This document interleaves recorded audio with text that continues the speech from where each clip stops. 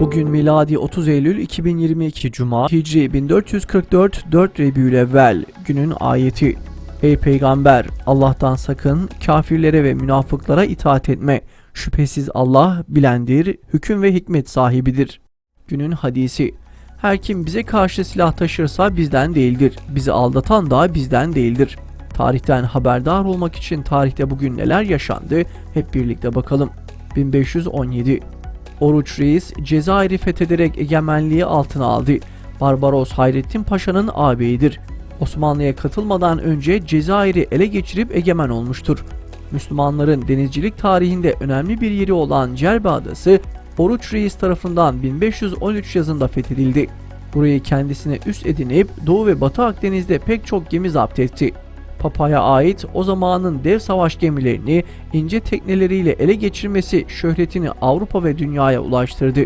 İtalyanlar bu barışları ve tanınmasının ardından Kızıl Sakalından ötürü kendisine Barbarossa lakabını vermişlerdir. Oruç Reis'in ardından kardeşi Hızır da ağabeyine hürmeten aynı lakapla anıldı. 1520 Kanuni Sultan Süleyman babası Yavuz Sultan Selim'in ardından tahta çıktı. 1. Selim'den 6.557.000 kilometre kare olarak devraldığı Osmanlı İmparatorluğunu 46 yılda 14.893.000 kilometre kareye ulaştırdı. 1579 Osmanlı devlet adamı Sokullu Mehmet Paşa hançerlenerek katledildi. Sırp asıllı devşirme Osmanlı Sadrazamı Sokullu, Kanuni Sultan Süleyman, 2. Selim ve 3. Murat döneminde sadrazamlık yapmıştır. Sokullu, Osmanlı'nın en başarılı sadrazamlarındandır. Özellikle uzun süreli sadrazamlığı ve projeleriyle ön plana çıkmıştır. Süveyş Kanalı, Don Volga, Marmara ve Karadeniz'in birleştirilmesi gibi projeler Sokullu'nun öne çıkan projeleridir. 1676 Sebetaycılık denen ikiyüzlülük tarikatının kurucusu Yahudi dini adamı Sebatay Sevi öldü.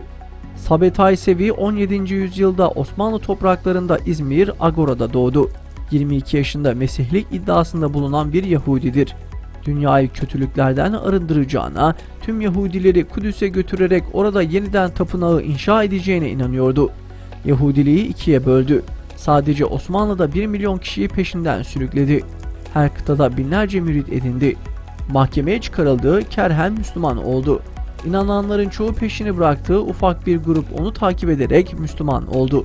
Bunlar dış görünüşte Müslüman veya Hristiyan, gerçekte Kabala Musevi inancına sahip, günümüze kadar gelen ve halk arasında Sabetaycılık adıyla bilinen bir örgüttür. Müritleri ona Amira derler. 1999 Başbakan Bülent Ecevit'in Amerika ziyareti esnasında koltuğun kenarına oturmuş ve bacak bacak üstüne atmış Clinton'ın karşısında el pençe divan duran fotoğrafı basına yansıyınca Türkiye gündemi karıştı. Halkın büyük çoğunluğu Türkiye halklarını Amerika ve dünya nezdinde küçük düşürdüğü için Ecevit'e öfkeli ve tepkiliydi.